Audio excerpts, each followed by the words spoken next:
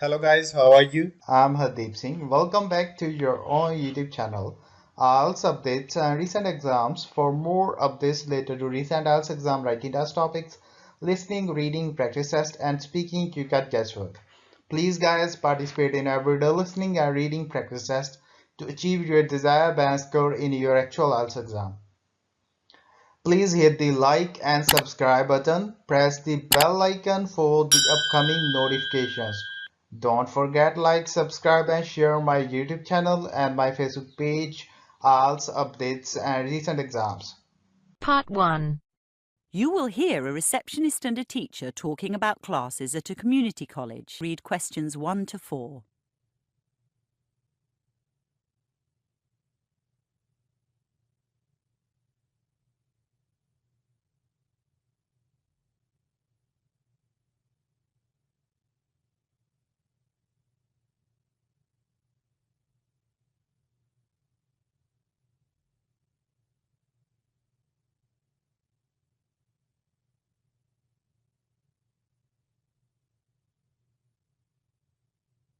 Good evening. How may I help you?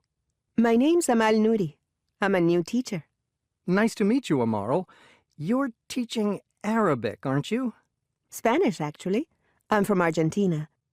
My relatives moved there a long time ago. You'd be surprised how big the Arab community is in Latin America. But Spanish isn't on tonight. It's tomorrow, Wednesday. I know. I just thought I'd introduce myself. When I came for my interview, I only met the principal. Mr. Andrews?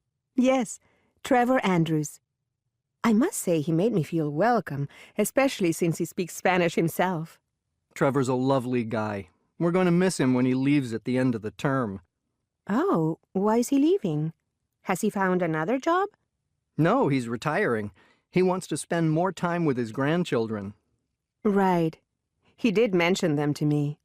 Did Trevor also mention that he likes to sit in on new teachers' classes, just for a few minutes? It's the policy of the college that new teachers are observed either by Trevor or by the vice principal. I'm sure it's in your contract. Probably. Don't worry, it's all quite informal. You won't need to submit a lesson plan.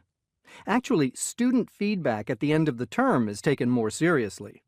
I see. One more piece of advice, Amaral. Don't be upset about the fact that you'll start the term with 15 students but end up with 5. That's just what happens with evening classes. People sign up for these things without really knowing what's involved, or something else comes up on that night. The high dropout rate is no reflection on your teaching. Thanks for the tip. Anyway, the real reason I'm here tonight is that I'd like to enroll in a class. I saw in the contract that teachers can take one class themselves, paying only 10% of tuition, which seems a pretty good deal. Indeed, when I was teaching keyboarding skills, I did Korean and car maintenance. However, for a few courses, like life drawing, where students have to pay for a model, or cooking with seafood, where the ingredients are expensive, I'm afraid teachers can't pay only 10%. They have to pay the full fee. Before you listen to the rest of the conversation, you have 30 seconds to read questions 5 to 10.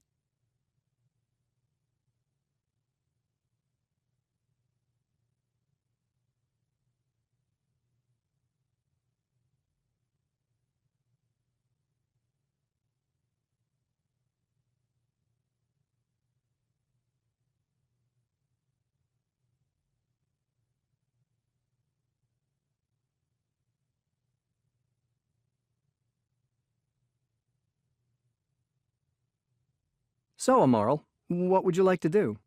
I'm interested in Sally Burton's class called Working with Wool. I read about her in the local paper.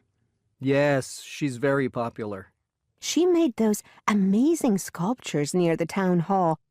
I'd no idea that wool could be used in such huge artworks. I'd always thought of it just in clothing or carpets. Unfortunately, Sally's class is full. You see, she holds it in her studio, so she only accepts 7 students, and we've already had 7 enrollments. I could put you on the waiting list. It's all right. My second choice was watercolor painting on Tuesdays and Fridays. Yikes! There's a class tonight. Kostia's class is also popular, but someone's just canceled, so there is a place for you. Great. For the first few nights, he's in room 14, but later in the term, when it's lighter in the evening, he takes his class on excursions to the river. There were some gorgeous paintings of the river in the end-of-term exhibition last year. Sounds good. By the way, where will my class be tomorrow? I'm not sure yet. We've had to make a few changes, but I'll give you a call or send you a text when I know. Okay. I don't think I've got your phone number. It's 0212 064 993. 993 or 553? 993. Thanks. Lovely to meet you, Amaral. I hope you'll enjoy your time with us. That is the end of part 1. You now have half a minute to check your answers.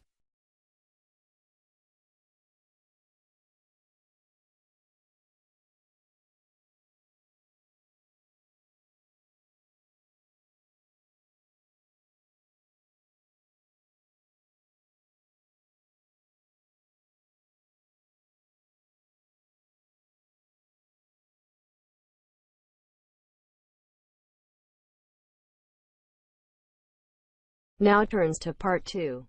You will hear a woman talking to voluntary guides at an art gallery.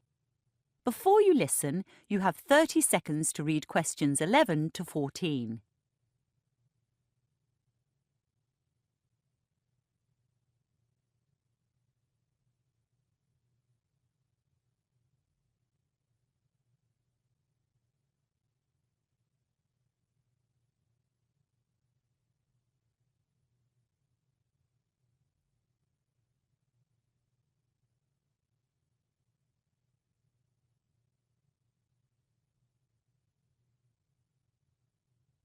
Good morning, I'm Wendy McEwen. Please call me Wendy. I train volunteers at the gallery, and it's my great pleasure to meet you today. To begin, I'd like to quote from a speech made in 1882 by our first director, Eliezer Montefiore. He said the Australian public should be afforded every facility to avail themselves of the educational and civilising influence engendered by an exhibition of works bought at the public expense. We now live in a world where the notion of civilization is seldom discussed, so let me mention some of its synonyms: enlightenment, refinement, and conformity with the standards of a highly developed society. In my view, this is what the creation and enjoyment of art can do for the public: conform, refine, and enlighten. The idea of civilization may be unfashionable, but an interest in different civilizations has certainly grown. Australian art is well represented in our collection.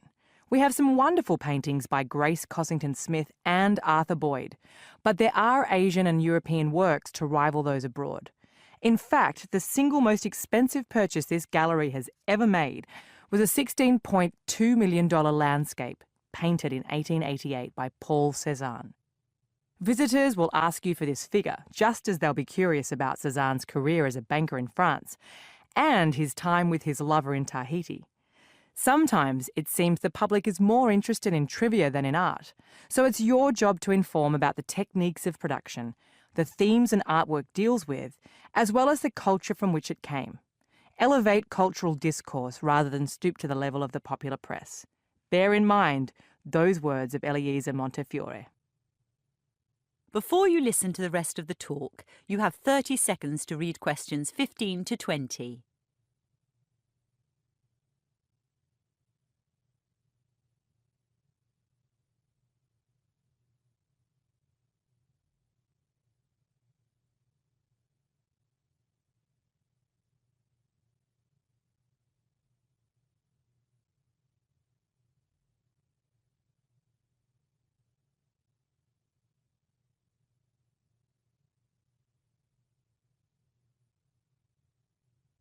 While guides are diverse, guiding is systematic.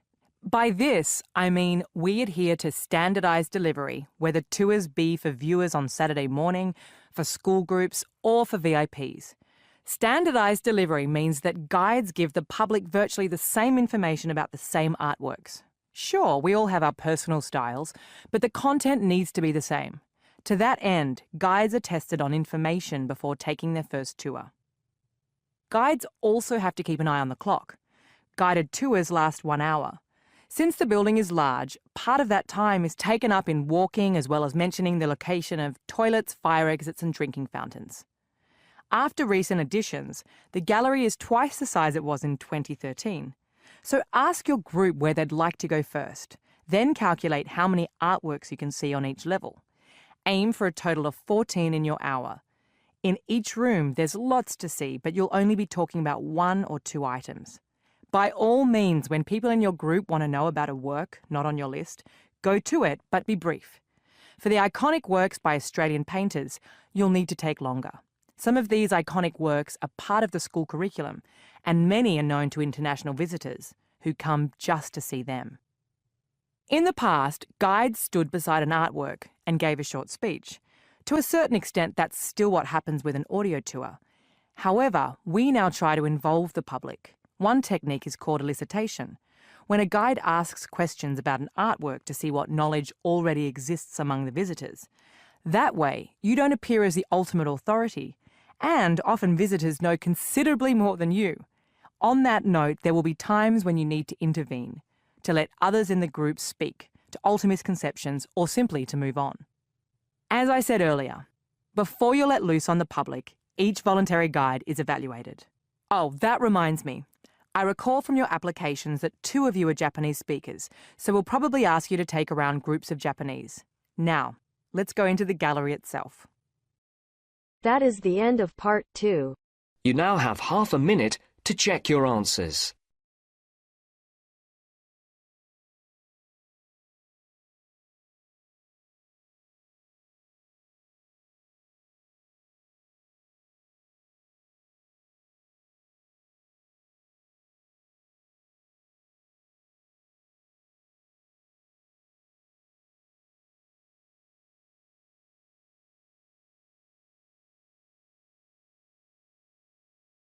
Now turns to part 3. You will hear 2 students discussing an assignment they are doing on business plans. Before you listen, you have 30 seconds to read questions 21 to 26.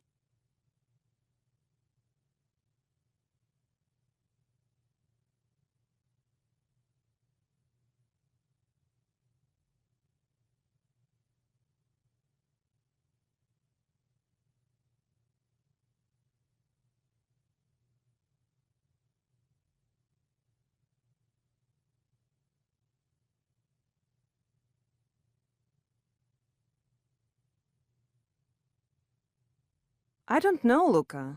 800 words don't seem like many to me. Except I've only written 450. Why don't you talk through what you've got? And I can suggest where you might add some in? I can show you my essay, if you like, on my computer. Telling me about it may be better. It will help you clarify what you have, and you'll probably notice what's missing as you speak. So what is a business plan? Something that projects ahead for at least 3 years. Something? Well, in essence, it's, An analysis of the current situation a business finds itself in, and a projection of its growth. right.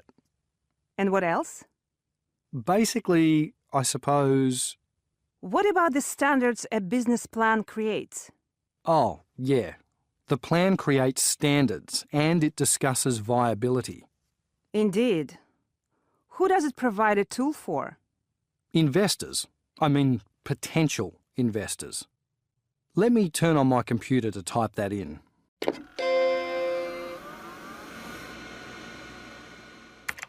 It discusses viability and provides a sales tool for potential investors. Good. Now, what about the 5 steps involved in creating the plan? 5? I wrote down 3 in the lecture. 1, carry out a situational analysis. 2, understand the operating environment. And 3, define business objectives. Were there any others? I'm sure there were 5, but I've forgotten them myself now. Oh, I remember. Something about formulating strategies. Yes, formulate strategies to follow. And 5? Design controls to measure success. though I've no idea what those controls might be. Me neither. I don't have any real-world experience for this course. I'm doing it because my cousin told me it was easy. Anyway, the last thing to note in the essay that there's not just one business plan. A company usually composes separate plans for all sections of the master plan. That means another marketing plan, another production plan, etc. I had no idea there was so much planning. How do businesses have any time to actually work? Before you listen to the rest of the conversation, you have 30 seconds to read questions 27 to 30.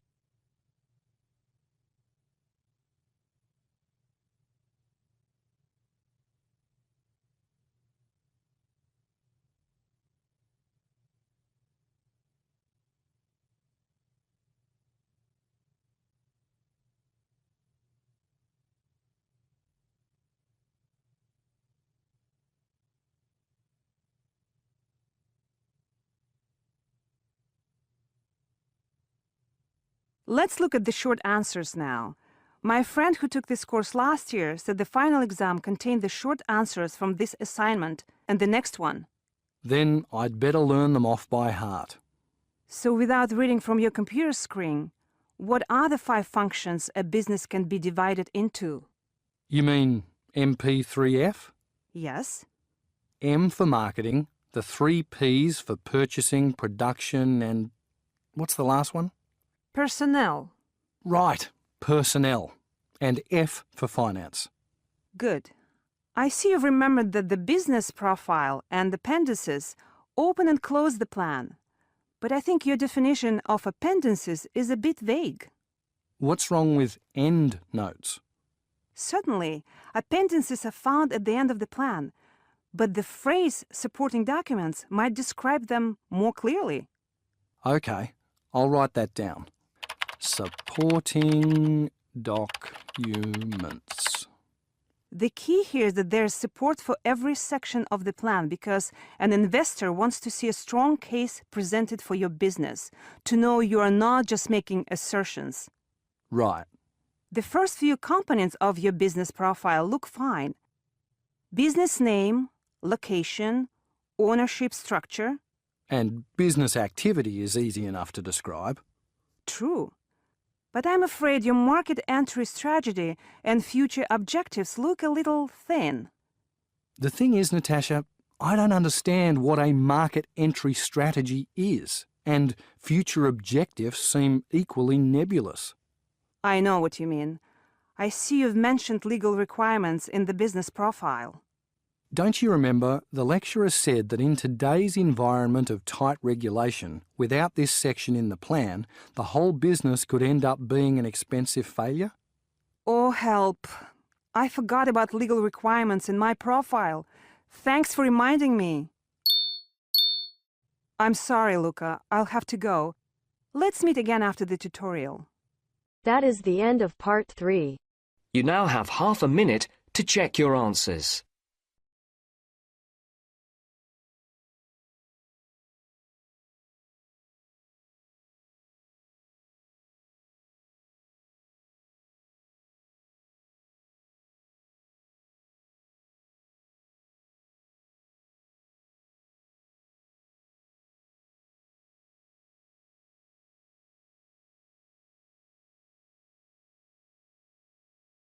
Now turns to part 4. You will hear a lecture on the benefits of reading literature. Before you listen, you have 45 seconds to read questions 31 to 40.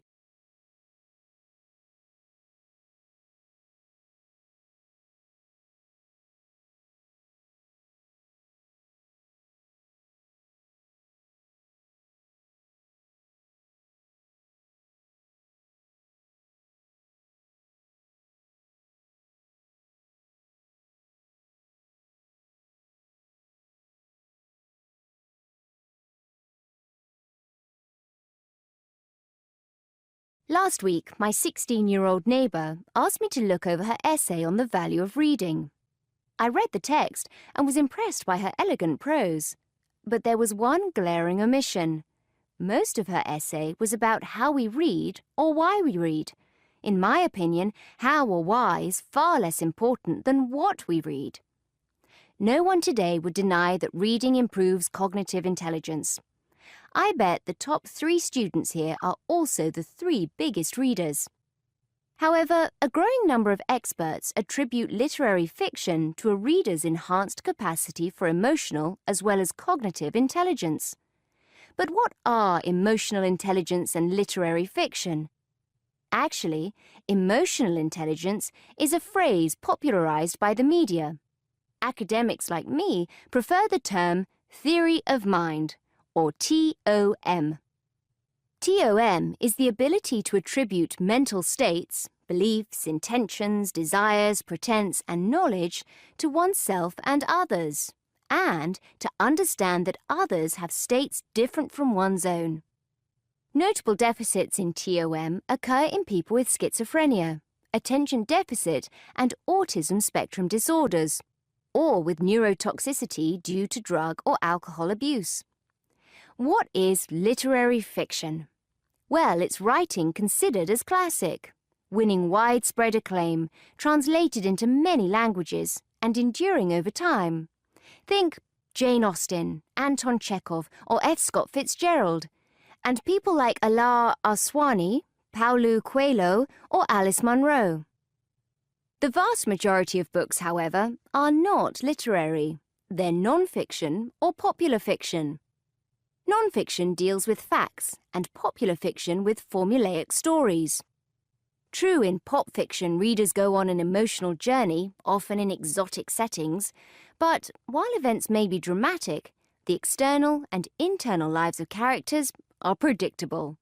This means readers' expectations remain unchallenged. Their view of the world is intact. Before you listen to the rest of the conversation, you have 30 seconds to read questions.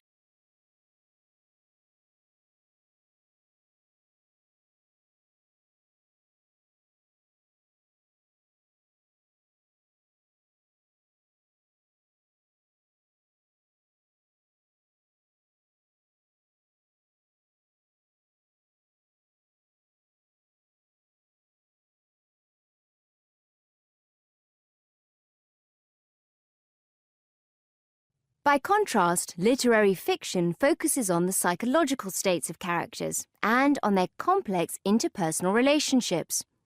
Some writers adopt a technique called stream of consciousness, in which they minutely describe what is occurring in a character's head. Others only allude to a character's state of mind. In the first instance, readers may be exposed to ways of perceiving the world quite different from their own. In the second, their need to interpret intentions or motivations expands their emotional problem-solving capacity. So, despite being set in the real, often humdrum world, literary works defy expectations by challenging prejudices and undermining stereotypes. 5 experiments by the New York academics David Kidd and Emanuele Castano have confirmed this. They invited hundreds of online participants to read extracts from non-fiction, popular fiction, or literary fiction, or not to read anything at all. On cognitive and emotional tests, Kidd and Castano demonstrated that readers of literary fiction performed better compared to readers of other genres, or those who did not read. It's conceivable that including literary fiction in the daily routine of prisons, as well as in schools and universities, would bear fruit. It is already known that those in the correctional system who receive credits towards liberal arts college degrees survive better on release. Medicating children with autism or ADHD has been fashionable, but having them read literature may improve their conditions. There are some lesser benefits to reading literary fiction. Firstly, it encourages discipline and connectedness. Discipline because the language or style may be complex, and a length of time is needed to finish it. Connectedness because readers identify strongly with great characters. Think about a generation of children who read the 7 Harry Potter books, devoting around 40 hours to them. An equivalent amount of time spent watching a TV series would not generate an equivalent emotional response. Secondly, neuroscientists in 2013 discovered enhanced neural activity in subjects who read fine literature daily. Those who read just before falling asleep were more likely to waken soothed and focused, unlike TV viewers. So why aren't schools, universities and prisons insisting on more literary fiction? Why aren't sales of Nobel Prize winners soaring? Some say life is too demanding. Common Sense Media, a San Francisco-based non-profit organization, produced a report called Why Aren't Teens Reading? It showed that currently 27% of 17-year-olds read for pleasure almost every day, whereas in 1984, 31% did. 30 years ago, 9% of 17-year-olds said they seldom or never read for pleasure. By 2014, those figures had tripled to 27%. Many respondents attribute this change to needing time for other life skills. But it is my argument that, as complexity increases, the young become more adept at dealing with it when they read literary fiction. So, did I suggest my neighbour redraft her essay? No.